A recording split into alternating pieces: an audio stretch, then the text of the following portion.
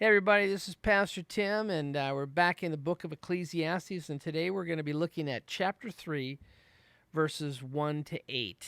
And I'm reading from the ESV, and the Ecclesiastes is a fantastic book that offers perspective in times of uncertainty, and today's passage will really help us, I think, see that in a variety of very poetic ways. But let me just first draw your attention to a song from years ago. This is kind of right in the Randy Loescher realm. So, Randy, I hope you're hearing this sometime. But let me encourage you to look up on one of your devices, whether it's your phone or laptop or a tablet or something, and go to YouTube and try to find a song called Turn, Turn, Turn.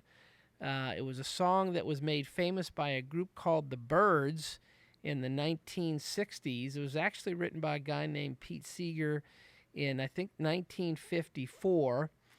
And the song Turn, Turn, Turn is basically taken verbatim from Ecclesiastes 3, verses 2 to 8. And at some point, I would encourage you to go listen to the song, open up your Bible, and you'll almost be able to follow along line by line. There are a couple of places where I think due to the artistry of the song, they had to reverse a couple of the verses. But for the most part, everything you will find in Ecclesiastes 3, 2 to 8 comes up in the lyrics of that song. So it's kind of a fun exercise. This is listen to the song with your Bibles open. If you've got a Revised Standard Version or maybe even a King James Version, that might be closer to the verses that are used in that song because it dates back to the 50s. But whatever version you have, I think you'll see the great similarities. So just kind of a fun exercise. But let's walk through this now. This is one of the most famous sections of Ecclesiastes. In fact, it's one of the most famous sections in the Bible. Just refers to the various seasons of life. We take a look at, actually, let me just read through this real quickly. Ecclesiastes 3, starting at verse 1, going through verse 8. For everything there is a season, and a time for every matter under heaven. A time to be born, and a time to die. A time to plant, and a time to pluck up what is planted. A time to a time to kill, and a time to heal.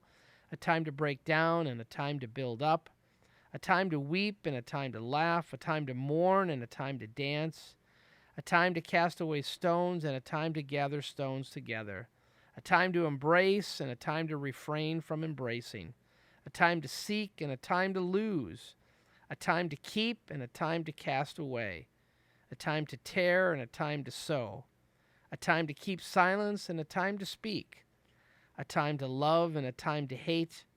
A time for war, and a time for peace.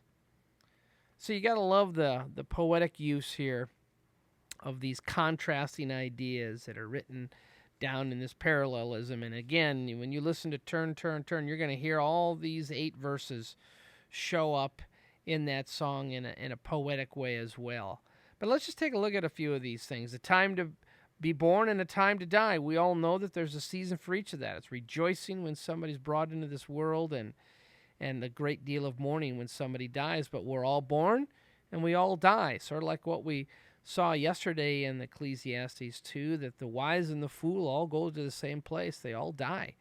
They all go to the grave, as it were. So there's a time to be born and a time to die. There's a time to plant and a time to pluck up what is planted. I think this is agricultural imagery and obviously references that springtime is when we plant and fall time is when we harvest. That's when we do things. There's a season for each of those. There's a time to kill and a time to heal. This could refer to hunting, could refer to combat, where there's a time for us to go out and attack the enemy, and then there's a time for us to recover from that. There's a time to break down and a time to build up. Most of us that have seen new construction in various cities will know that old buildings often get destroyed or razed in order to make way for new buildings.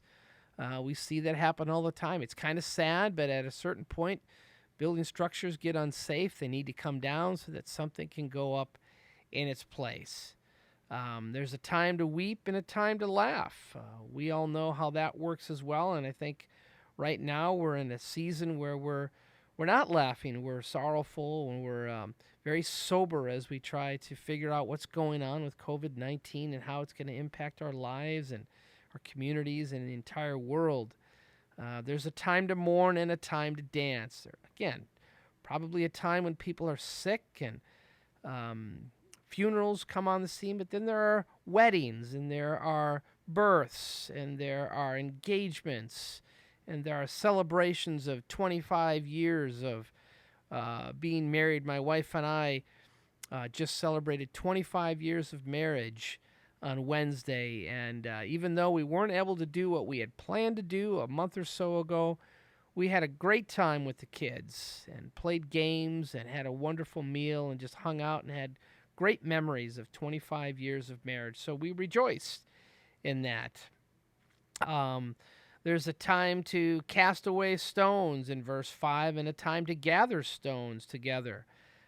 This is a little bit tricky. We're not exactly sure what this refers to, but it might be to the idea of having to move on. Sometimes it's important to just kind of move on and do something different. Sometimes it's time to settle down, to maybe start a family in a community. You have a job and married and have kids, and maybe you need to buy a home and just kind of settle down for a season. But then there are times where it's time to maybe sell that house, to downsize, or maybe move somewhere else where there's a different job. And I think on the other side of this COVID-19, a lot of people are going to be struggling with that question, whether it's time to pick up and do something else or just kind of hunker down and stay the course.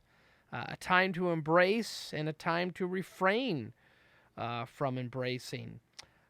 This may have something to do with love relationships. It might also have to do with parenting. There's a time where we draw kids close and we teach and we guide and we embrace them. And then there's a time where we have to release them. Just as we see in the book of Genesis, and a man will leave his family and basically start his own. A time to seek and a time to lose in verse 6. There are times that we search for things that are lost. I can't even tell you how many times I've been looking for a lost tool or something, and I know I've got it somewhere. I look in all my tool cases. I might look in the basement or storage areas, and I can't find it, but eventually I got to finish this project, so I give up looking for it. Got to run to the hardware store, pick up that tool so I can finish my project, and wouldn't you know, a week or two later, you stumble on that old lost tool. So there's a time to look for things, and then there's time to accept that they're just lost, and you kind of move on and get something new. There's a time to keep and a time to cast away. If you got any pack rats out there, you know exactly I'm talking to you. There's a time to keep things around, and there's a time to kind of look at stuff and say, let's get rid of it. We always got rummage sales going on in the spring and in the fall around our community anyway.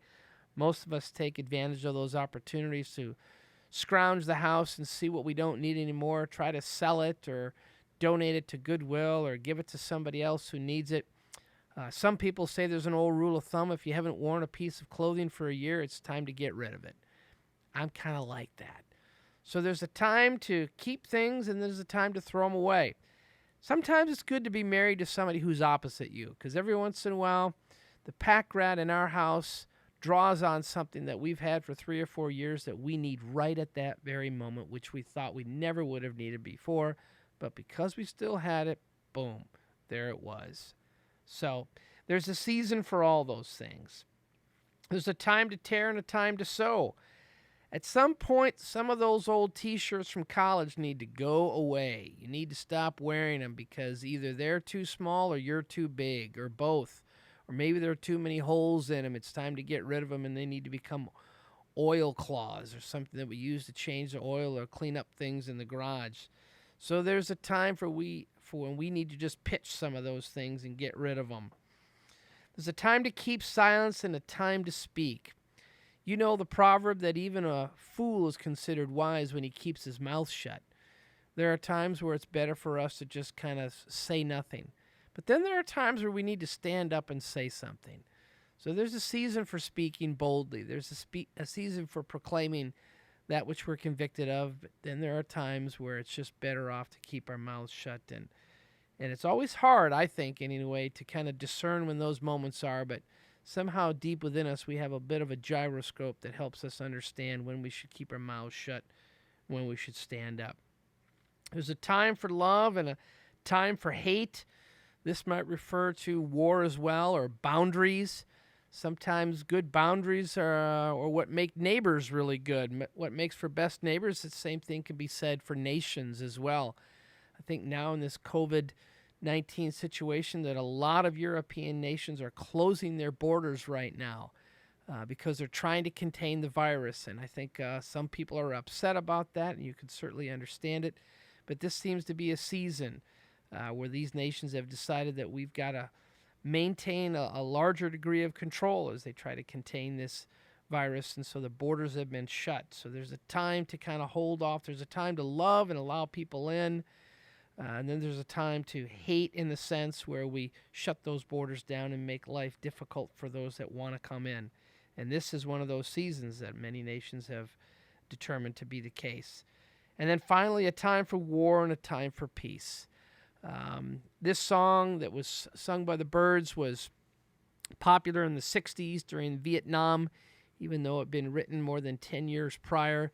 But it certainly would be popular and important and certainly appropriate and relevant during any season when we're about ready to go into conflict. And we think of this long war we've had in Afghanistan for all these years since the Twin Towers, and even though we're drawing troops out, we still have thousands of troops there.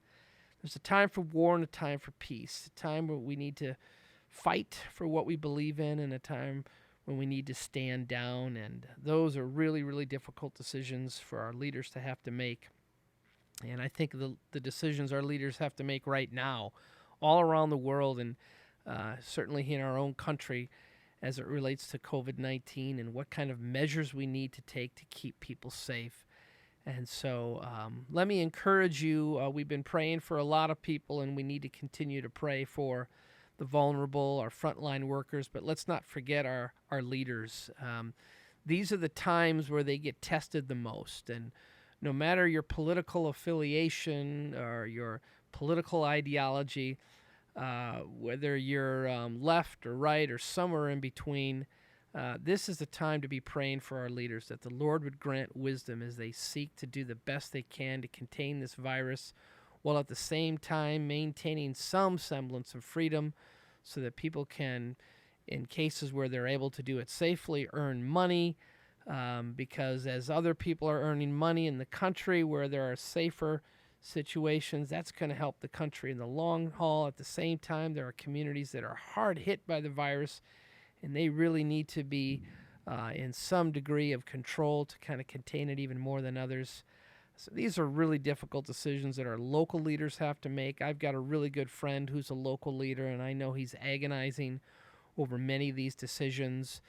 Certainly pray for our Governor Evers as he's seeking to deal with it on a more dynamic scale here in Wisconsin, because not all the counties are being hit in the same way, and how do you account for all those things? And then certainly the president and other world leaders who have even more diverse and dynamic situations. So pray for all the leaders as they seek to do the best they can, and in the meantime we need to be willing to comply and do our part to try to contain this in our homes, in our communities, the places where we work, to seek wisdom, but above all, to be praying to the Lord that his hand would intervene and end this terrible virus, and be with the doctors and the nurses and all those folks who are attending to those who are sick.